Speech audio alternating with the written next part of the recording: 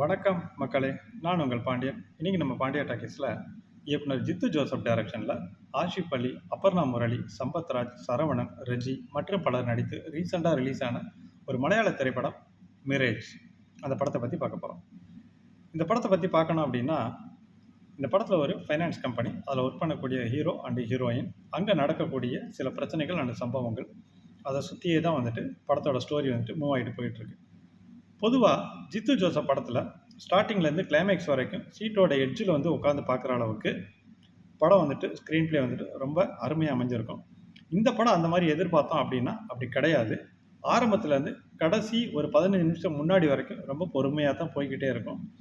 கடைசி 15 மினிட்ஸில் தான் பார்த்திங்கன்னா சில ட்விஸ்ட், த்ரில்லர், சஸ்பென்ஸ் இதெல்லாம் இருக்கும். ஸோ அந்த கடைசி 15 நிமிஷத்துக்காக நீங்கள் ஆரம்பத்துலேருந்து ஃபஸ்ட்டு ஒரு 2 ஹவர்ஸ் பொறுமையாக தான் இந்த படத்தை பார்க்க வேண்டியிருக்கும். மொத்தத்தில் மிரேஜ் காணல் நீர் தான். அடுத்த படத்தோட ரிவ்யூவில் பார்க்கலாம். நன்றி.